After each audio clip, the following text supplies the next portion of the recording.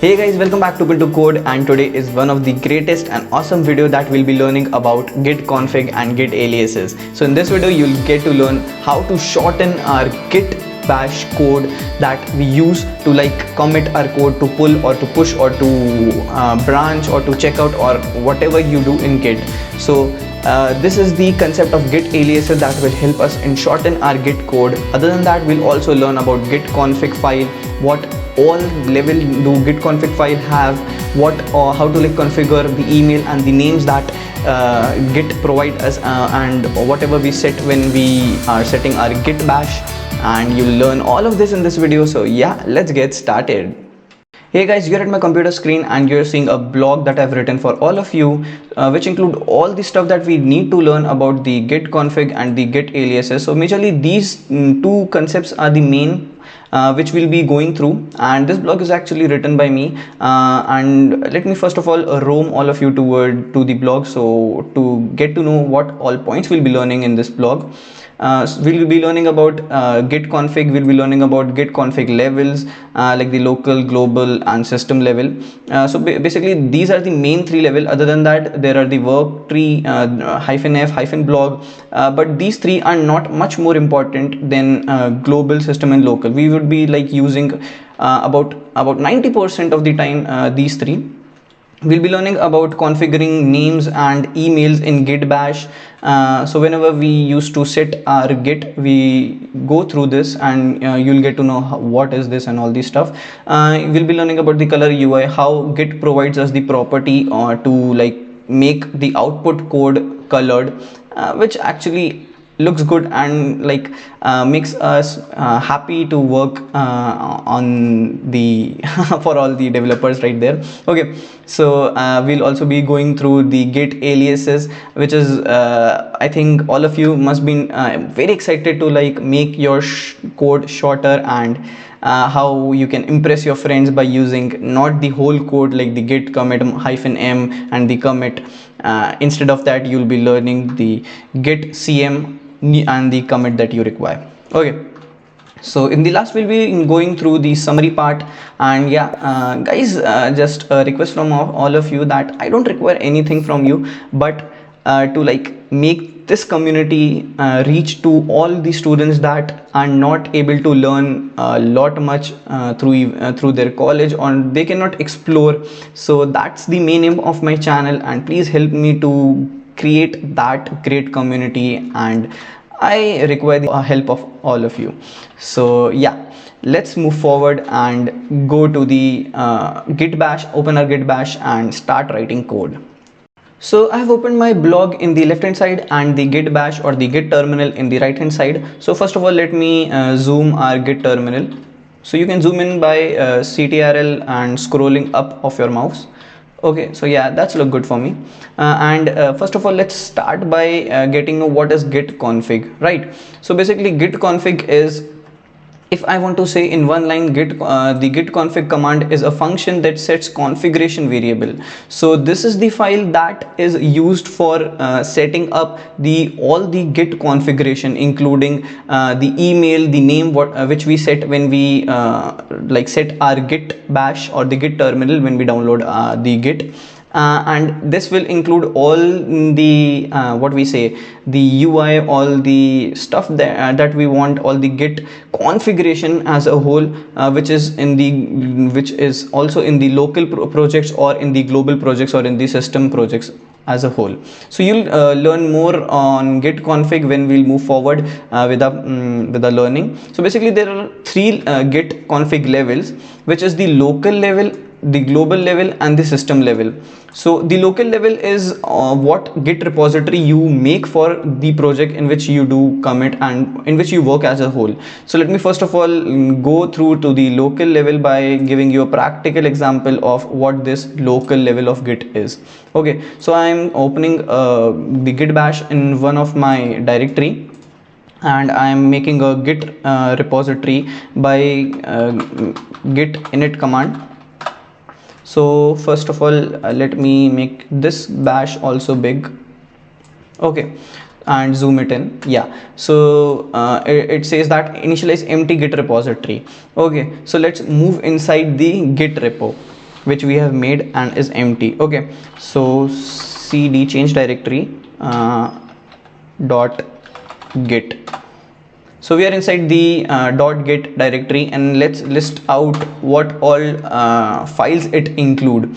So it include the head, config, description, hooks, info, objects, reference. Okay, so we are learning about the config file. Let me first show you with the GUI also. So this is the file of which we are learning, and this is the local file or the local repo file or the local rep level of the git config that we have seen here. Okay, so let's again move to the back to what we were learning. So if we come to the global, let's type in the git bash here only, git config.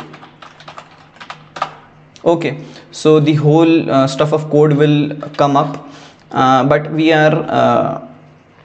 just have to see hyphen global, and it says that use global config file. Okay, it says dash system, use system config file, use local, use repository config file. So repo, system and global. So basically global is for your whole operating system, in which operating system you are working, and we would be using global only to change or to like shorten our code by git aliases. Okay, as we come to the dash system hyphen system, we'll see that it is for the whole machine, which include the operating system, the kernel, the hardwares and all these stuff.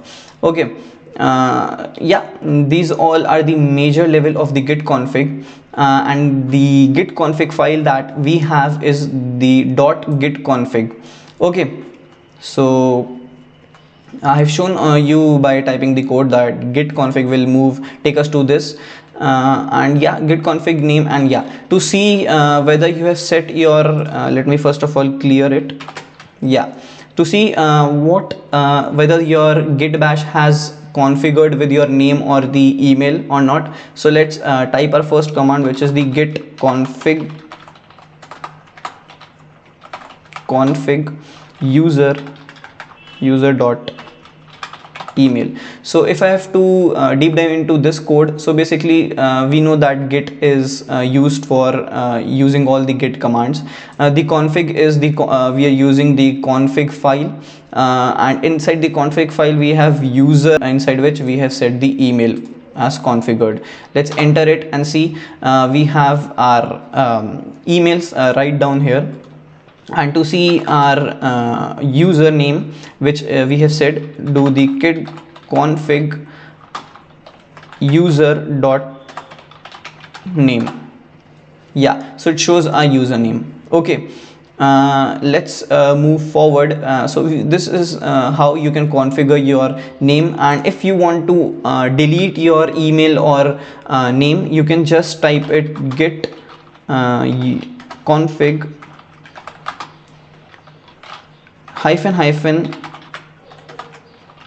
unset and user dot name or email. So I'm not doing this because I don't want to like delete the username and the email, but if by any chance you have written a wrong email or wrong username, you can unset it by this. Other than that, you can also open the vim editor or the VS Code that I'll show in the afterwards in this video only. So let's now come to the color.ui. How you can set the output code colored, right? So first of all, you can see that whether your color.ui is set or not by cat git config. Okay, so let's type that only, cat dot git config. So it will show you all these things which that I have said, that there is a user which include your name and email, right? The same is they have a filter and the color, which whose UI is we have set as true. By any chance if it's false, what you just have to type is you have to type git Yeah, let me first of all go to the code so that it's make all of you easier that we are doing these things. Yeah, so git config dash global. Why we are using global? But because we want to set the color to the whole operating system, not for a local repo only, right? So yeah, color dot ui and set it to true. Okay, if it's false, then if you will write this command only, then it will set you to true. Other than that, there is another command, that is the git config dash hyphen hyphen global color dot ui to set to auto. So the git bash will itself, whenever it seems like it has to output the code with a color, it will do it by itself. Okay, so now let's come to the interesting part, which is the git aliases. So yeah, let's move forward. So let's first discuss what git alias is. So basically, git alias are custom shortcuts for your git commands. Okay, so git provides its own alias system, for which we'll be going to set up for our own. So git alias are stored in git configuration file. So let's go to the configuration file and see whether any git alias is set in my operating system or not. So we'll do cat git dot git config. So it has the user section, the filter section, the color section, but it doesn't have the alias section, right? So we have not set any alias till now. So now to set the alias in our computer, this is the general command, which is git config hyphen hyphen global alias dot alias. So basically, this is the shortcut which you would like to apply in this command, the whole command. Okay, so let me give you an example. So yeah, we have here only the example, like git config hyphen hyphen global alias alias dot st. So basically, st is the shortcut for we are using for status. So let's use this only. Yeah, so let's enter. Remember that st is our shortcut. Okay, so let's now see whether it is set or not. Let's type cat.git config. So yeah, now we have a section of alias also, and it says that st is equals to status. Okay, so now let's move to our empty git repository and open the git bash here. And let me first make the git bash bigger and zoom it for all of you so that you can see it properly. Now I'm writing git st simply, and it says on branch master, no commit yet, nothing to commit. So yeah, it works like that only. You can, if you like forget, you can then also use git status. Okay, the same comes here. Okay, so now let's move back, and you can like simply change all the alias. Like again, if I want to change the git alias for commit, we'll do co, or simply c for commit. Okay, I have done it, and let's see whether it is set or not. So now it says that C is for the commit. Okay, so yeah, this is the way you can like change your all the short form. Now what you only need to do is for committing your code is to git, sorry, not commit, C, and then yeah, hyphen m, and the commit that you require, new commit simply. Okay, so now let's move forward, and let me tell you a very interesting thing that you can edit or change or even delete all of these config command by going directly into the two editor. First is the terminal editor, which is the vim, and then we all know our source code editor, which is the VS Code. So I'll be showing both of you in this video, but I recommend you to do the editing part from the VS Code editor only, which because it's user friendly, and VM is like for much more to the professional, and I actually myself don't use it. Okay, so now let's move to open the editor and see. So I'm basically so yeah, this is the command for the vim opening the editor. So basically let me first make it down to here. Yeah, so basically what it says is vim. First of all, let me show you how you can open the VS Code dot only. It is usually default that in all of your computer that code dot usually mean to open the VS Code editor if you have installed the VS Code editor, right? So it will open my VS Code editor directly. Okay, right. So now to open the vim editor, I'll just simply type vim this and git config. Okay, it will ask me to like whether you want to use the vim editor to open read only mode or to edit anyway, recover, delete it, and that's why I don't recommend vim editor, because if you do any mistake it would harm you in very much big manner. Okay, so let's simply do the editing part by typing E in your keyboard. So yeah, now we can see that we have got the whole config file here right in front of us. Okay, so now it says that aliases are st is equals to status, c is equals to commit. Now let's take a case that I want to delete the commit part. Okay, so now simply in vim editor we just have to type dd twice to delete the line. So I'm just typing the dd and it will automatically delete the commit line. Okay, so now it's deleted, and so if we want to save like I just want to delete the commit one part, so I just use the escape and then it will now we just want to use colon in your keyboard and write wq. So basically w is to save and q is to exit. That means that we want to save the file and then exit it and then enter.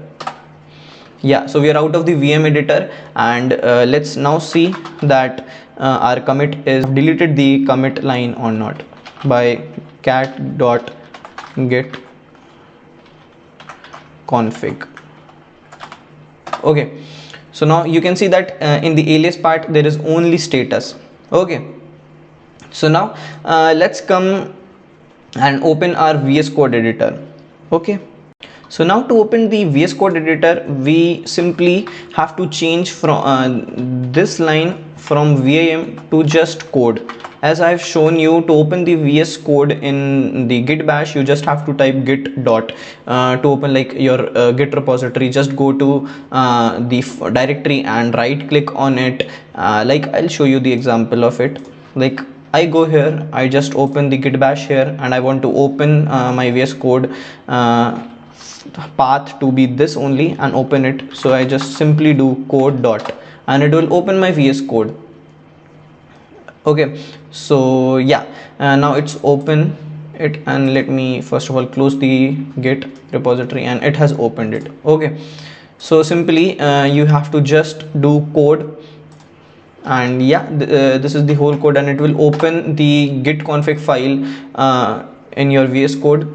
So yeah, it will be take some, yeah, so it has opened it, and we can see we can directly edit from here only, or we can customize it. Like for example, I want again c is equals to c commit. Okay, so now save it by Control S and then close it. Now simply do cat git.git config, and you can see the alias as c is equals to commit. So it much more easier to use the VS Code and just do the alias part here. And the other and if you like to use the command part, you can just simply go through it by like to, here are example, like to change the branch to BR, the commit to CI, status to ST, checkout to CO, and all these stuff. Okay, so now this is the whole thing that I want to teach you, and I believe that you must have learned a lot in this video. And just remember that what I said, reach out to all those students who require these type of knowledge, which every developer would be requiring, who is using Git, or who is contributing to open source, or like posting their projects in GitHub. It is much more easier. Like simply what we have to do is to just type here git c and -m and the command whatever we want. Okay, so just another thing, which is the bonus part of this video, that I want all of you to be knowing, and I have myself been using most of the time. This is let's first of all clear the terminal by ctrl-l. So now let's move to the bonus part, which is to have git aliases with parameters. So what I mean by that is, let's first of all go to my Git profile. Let's make the page bigger, and let's make a new repository here. So let's name the repository as test repository or test repo, and in description let's write this is my test repo for my YouTube channel. Okay, make it public, or I think let's make it private, and let's create the repository. So after creating the repository, you'd do all these commands to like connect your GitHub repo to your local repo, right? So in that you have this command, which is the git commit git remote add origin, and this is the whole link for your GitHub repo, okay, which you have made, which is the test repo. So here we will make shorten this command so that we can make its use in future easily. Okay, so let me first make it big, and let's paste it here, and you can see that we have two variables down here, which is first of all the origin, and second variable is the test repo, which is the GitHub repo, because whenever we create new repo we have new names, so this is another variable. So we have two variable, and how to deal with it, let's see it.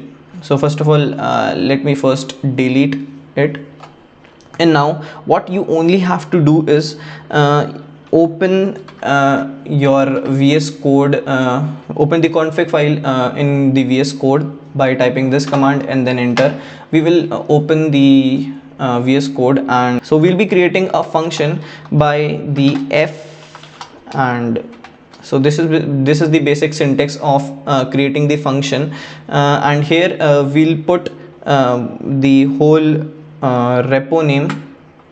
Oh, I have just copied that name. Let's again copy the whole repo name, copy, and let's paste it here. Okay, so now what are the variable here? The origin is the variable. Okay, so to make a variable, let's name the variable to be $1, and another variable is my repo name, and this variable is variable 2, right? So now we have set all the variable and the basic repo, what we say, the array command, and now to move forward we just have to do is write an f to call. First of all let's complete the function, and what we have to do is to like just call the function again. This is call the function, and yeah, this is all what you have to do to make a function and have the this thing. Okay, so now let's make it control S and close, and then let's see whether it is set or not. So cat dot get config, right? So we are now having the array as this. And now if you have made a repository and you want to add it to the local repo, now you just have to do is git ra and just do origin and the project name. So these are the two parameters that you would be requiring. So our project name is test dash repo or whatever. So this is an experimental case, and this is what you would require. I think not even git, because we have set the whole command right here. Okay, so yeah, this is what you need to do to connect your GitHub repo to your local system, your local repo, by the aliases and using the parameter. And yeah, this is the whole video. I feel that you have learned a much deeper and much advanced concept of git config file from this video, and I feel that you would use these at some point of your time when you would like become expert using git, and you require like to shorten your code to like utilize your time in other things also. And I highly recommend not to use these what we say, the shortcuts by the beginners, because you have to like settle your hands writing the proper code style what is for git. Okay, so because whenever you go to any company or use any other computer, you would not set all these aliases in your what we say, in your operating system or your computer, right? So that's why for beginners it's not recommended at all. And yeah, let's move to the summary part. So it's not much about the summary part. I just want to say thank you, and I feel that you have learned a lot in this video, and happy learning. Thank you.